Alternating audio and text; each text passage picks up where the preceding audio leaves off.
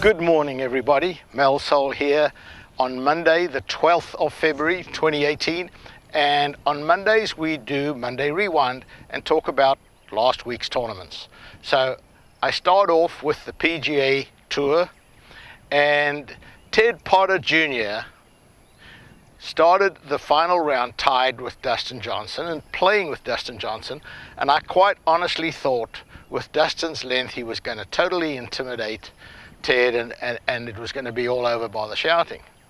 Ted reminds me a lot of Jason Duffner, just a really laid back, doesn't have highs and lows, doesn't get highly excited and doesn't get very down.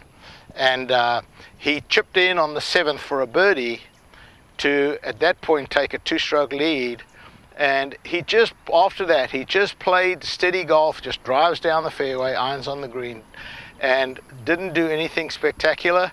And from the 8th all the way to the 18th, he just made pars.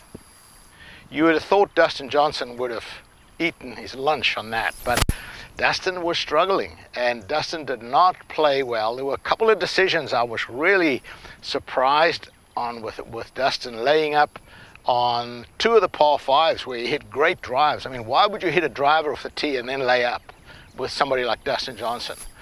So I think it's the 14th at Pebble or the 30th. It's a par 5, and Dustin hit a great drive and then decided to lay up, and he laid up way back at 100 yards, and that green slopes a little bit away from the players, and so when he hit his shot in, it ran to the back of the green.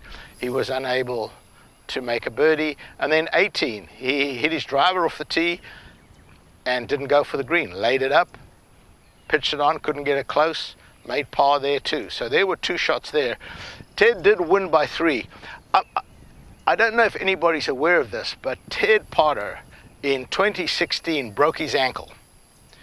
And even prior to that, he's had a very up and down tournament. I think in 2006, I think it was, he won the Greenbrier, was his only PGA Tour win.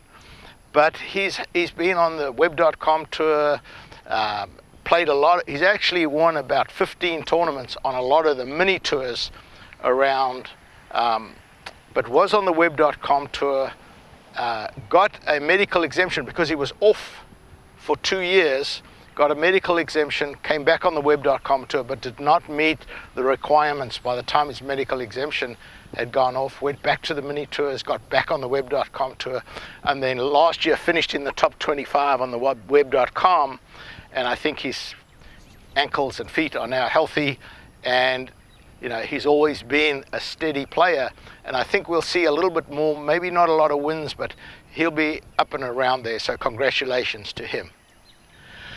The European Tour was in Australia. It was the IPS Honda World Super 6. So what happens is the first 3 rounds are stroke play, and then the top 12 go into match play, and they play like 6 holes of match play until you've got 2 players left. And Kiridesh Aphibarnrat beat James Nitties in the final 6 holes. Kiridesh won not only all his matches to get to the final, but won them very convincingly. He was playing great golf, and when they started the match play, I actually predicted that he would win. He was playing such confident golf. So congratulations to him. Senior Tour was active this week, and Mark Calcavecchia won the Boca Raton Championship.